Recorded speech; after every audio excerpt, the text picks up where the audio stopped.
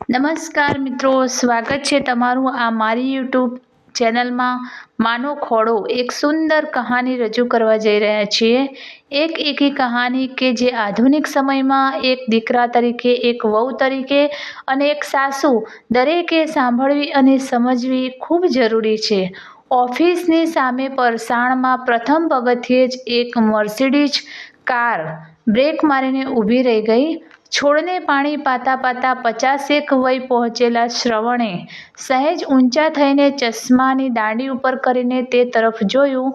તે ગાડીનું યુનિફોર્મ પહેરેલું ડ્રાઈવર પહેલાં ઉતર્યા અને ગાડી ચાલુ રાખીને જ પાછળનો જમણી તરફનો દરવાજો ખોલ્યો. સૌ પહેલાં હાઈ હીલ અને ઊંચી બ્રાન્ડેડની સેન્ડલવાળો પગ અને તેની સાથે સુખ સાહેબી લાગે તેવા મોંઘા પરફ્યુમની સુવાસ બહાર નીકળી અને પછી એક સુંદર દેહાકાર ધરાવતી અને બ્યુટી શબ્દને પણ હંફાવી દે તેવી સ્ત્રી બહાર આવી. શ્રવણ સામે જોઈને તેને હળવા ઈશારાથી કહ્યું, "મારે અહીંના મુખ્ય સંચાલક મિસ્ટર શ્રવણ શ્રીધરને મળવું છે." "હું જ છું, શ્રવણ શ્રીધર. આવો ઓફિસમાં." શ્રવણે પોતાના કપડા પર ચોંટેલી માટી ઉખેડતા કહ્યું. "શું લેશો? ચા, કોફી કે ઠંડુ પાણી?" પછી શ્રવણે વિવેક કર્યો, "કંઈ નહીં, થેન્ક્સ." "માનો ખોળો, તમારી સંસ્થાનું નામ અદ્ભુત છે." તેને પોતાની વાત શરૂ કરી. "હા, અમે અહીં નિરાધાર, લાચાર, રોગિષ્ટ અને જરૂરિયાતમંદ માના ઘડપણનો ટેકો બનવાનો પ્રયત્ન કરીએ છીએ." શ્રવણે સૌજન્યતાપૂર્વક જવાબ વાળ્યો. પછી થોડી વાર શાંતિ પથરાઈ ગઈ. "આપણો આ સંસ્થાની મુલાકાત લેવાનો હેતુ?" શ્રવણે તેની સામે જોઈને કહ્યું. પણ તે થોડીવાર ખામોશ રહી. "જો તમે અમને સમજી શકશો. મારું નામ નિધિ છે. હું અહીં મારી મધર-ઇન-લોને મૂકવા આવી છું." અને ત્યારે જ તેના પર્સમાંથી મોબાઈલની રિંગ વાગી. ખૂબ જ મોંઘા ફોન પર સાવ હળવેથી તેણે આંગળી ફેરવી અને સામેથી આવતા અવાજને પરવા કર્યા વિના બોલી, "હા ધ્રુવ, હું અહીં પહોંચી ગઈ છું. તું ચિંતા ન કરીશ. માને સારું છે. અહીં જગ્યા પણ ઘણી સારી છે. બસ અમારી મીટિંગ પૂરી થાય એટલે તને ફોન કરું છું." અને તેને ફોન કટ કરી દીધો. શ્રવણે હવે બધું સમજી ચૂક્યો હતો. "આ રહ્યું ફોર્મ. તમે વિગત ભરી દેશો. આ ખોળો ખૂબ વિશાળ છે. ગરીબ કે અમીર બધાને અહીં આશરો મળશે. ચિંતા ન કરશો." શ્રવણે માર્મિક ટકોર સાથે ફોર્મ તેની સામે ધર્યું. "જુઓ, તમે સમજો છો તેમાં થોડો ફરક છે.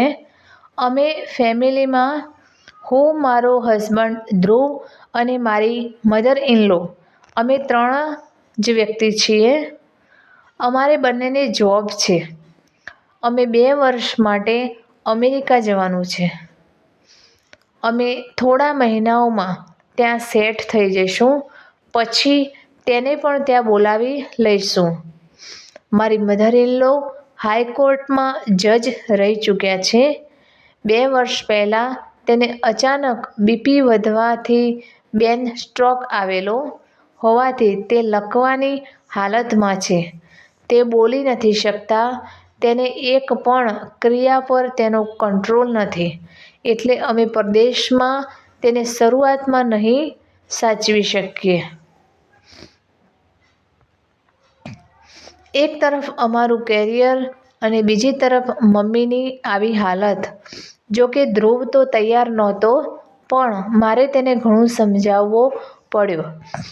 અને તમારી સંસ્થા વિશે ખૂબ સર્ચ કરીને પછી જ અમે આ નિર્ણય પર આવ્યા છીએ.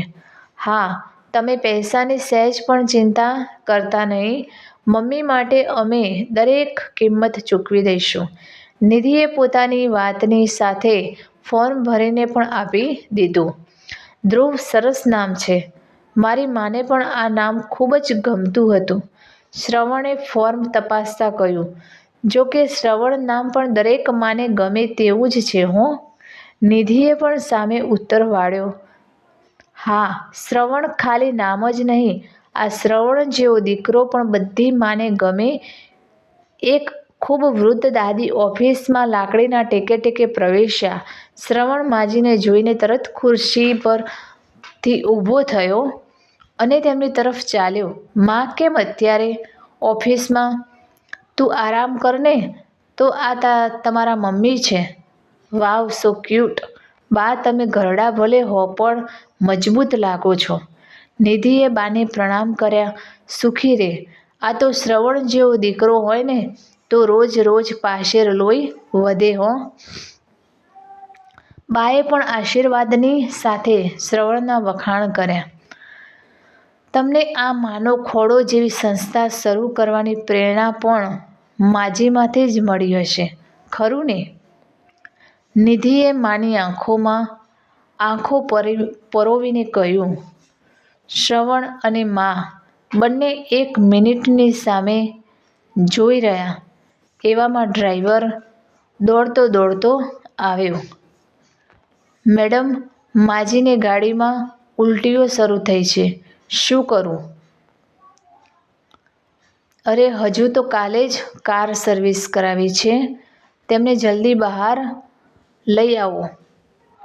નિધિના શબ્દોથી શ્રવણને મર્સિડીઝ અને મા બંનેમાં કિંમત શું છે એનો અંદાજ આવી ગયો. જોકે ત્યારે જ બાજુમાં ઊભેલા બામાં એકાએક અજબની સ્ફૂર્તિ આવી હોય તેમ દોડ્યા અને તે ગાડી પાસે પહોંચી ગયા. કારમાં કોઈ સ્ત્રી ઉલટી કરી રહી હતી. કારની સીટ ન બગડે એ માટે ઘરડા બાએ તે સ્ત્રીની સામે પોતાનો ખોળો પાથરી દીધો. તે સ્ત્રીએ ફરીથી 2 થી 3 એકદમ દુર્ગંધિત ઉલટી માના ખોળામાં કરી. મા તેના પીઠ પર હાથ ફેરવવા લાગી. તેને થોડું ઠીક થયું એટલે તેને પોતાની નજર ઊંચી કરી. બંનેની નજર મળતાં જ 25 વર્ષ પહેલાં જૂના સંબંધોનો ઇતિહાસ ખડો થઈ ગયો. આજથી 25 વર્ષ પહેલાં આવી જ ઘટના બની હતી. ત્યારે આ બંને સ્ત્રીઓ વચ્ચે સાસુ અને વહુનો સંબંધ હતો. જોકે આજે ઉલટી કરવાવાળી અને સાફ કરનાર વ્યક્તિના સ્થાન બદલાઈ ગયા હતા. 25 વર્ષ પહેલાં શ્રવણની મા અતિશય બીમાર રહેતા. એક દિવસની પત્ની સુરભીના ખોળામાં બાથી અચાનક જ ઉલટી થઈ ગઈ હતી અને સુરભીએ તો રીતસરનું યુદ્ધ આરંભ કરી દીધું હતું. જો સાંભળી લઈશ શ્રવણ, હું અહીં સાસરે આખી જિંદગી મમ્મીની સેવા કરવા આવી નથી. હું કંટાળી ગઈ છું. તારું નામ જેને પણ રાખ્યું છે તે બરાબર જ છે. તારે બસ સેવા કરવાની. હું ત્રાસી ગઈ છું. આ માત્ર આજની વાત નથી. લગ્ન થયા છે ત્યારથી જ તને આ ઘરમાં ફક્ત તારી મા જ દેખાય છે. હું તો આ ઘરમાં કેમ આવી છું તે જ નથી સમજાતું. લગ્ન પછી 7 વર્ષમાં એકેય રાત ક્યાંય બહાર ફરવા નથી લઈ ગયા. હોટેલમાં જઈએ તો પહેલાં ઘરે માની રસોઈ કરવાની અને પછી તેને જમાડીને જ જવાનું. અરે, મારી ઓફિસની એકેય પાર્ટીમાં તું આવ્યો છે ખરો? મારી કારકિર્દી કાંઈ આમ વાયતરું કરવામાં કાઢી નાખવાની નથી.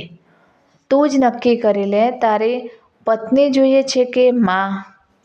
જીવનના આ તબક્કે શ્રવણ જેવા દીકરાએ માને પસંદ કરી હતી. તે સમયની બાહોશ વકીલ સુરભી પતિ સામેનો કેસ જીતી ગઈ અને પોતાના દીકરા ધ્રુવને લઈને કાયમ માટે ચાલી ગઈ હતી. જ્યારે શ્રવણે પણ પોતાની સઘળી સંપત્તિ વેચીને બધાથી દૂર નાનકડો આશ્રમ કરીને માની સેવામાં લાગી ગયેલો. જે આશ્રમને સૌ માનો ખોળો તરીકે જ ઓળખતા. જેમની ઉલટીઓથી સુરભીને સૂગ હતી, તેમના ખોળામાં જ આજે પોતે ઉલટીઓ કરી રહી હતી. બેટા સુરભી, માની આંખોમાંથી પ્રેમ વહી રહ્યો હતો. તેની હાલત લકવાગ્રસ્ત હતી. તે બોલી શકતી નહોતી, પણ તે માની ગાડીમાં જ વળગી પડી અને તેની બંને આંખોમાંથી સતત આંસુઓનો ધોધ વહેવા લાગ્યો. માએ સાડીના ચોખ્ખા છેડેથી તેનું મોં બરાબર સાફ કર્યું. નિધિ તરત જ નજીક આવી અને બોલી, અરે માં, તમારો ખોળો બગડી ગયો છે. સોરી, મારી માને ખબર જ નથી પડતી કે તમારા ખોળામાં ખૂબ જ વાસ આવે છે. હું તમને પરફ્યુમ લગાવી દઉં. માએ નિધિને રોકતા કહ્યું, જો દીકરા નિધિ, માનો ખોળો છે એ તો દીકરી, વહુ કે કોઈ પણની દુર્ગંધ મારતી ઉલટી હોય કે ખુશીઓની કિલકિલારી, બાળકોની ટપકતી લાળ હોય કે નાકની લીટ, દીકરા દીકરીનું સુખ હોય કે દુઃખ, સૌનું એક સરખું સ્થાન છે. માનો ખોળો તો આ બધી સુગંધોથી ભરેલું રહે એ જ માને મન સૌથી મોંઘું અને મનપસંદ પરફ્યુમ છે. અને માએ પોતાની વહુને પોતાના ખોળામાં સમાવી લીધી. શ્રવણ પણ દૂરથી માના વહાલસોયા ખોળાની ભવ્યતા જોઈને બંધ આંખે રડી ગયો. તો મિત્રો, આ કહાની તમને કેવી લાગી તે કમેન્ટ કરીને જરૂર જણાવશો. અને વિડીયો પસંદ આવ્યો હોય તો લાઈક અને શેર કરજો, તથા ચેનલ પર નવા હોય તો ચેનલને સબસ્ક્રાઈબ જરૂરથી કરજો. ફરી મળીશું એક નવા વિડીયો સાથે. નમસ્તે. ત્યાં સુધી જય માતાજી, જય શ્રી કૃષ્ણ, હર હર મહાદેવ. Thanks for watching.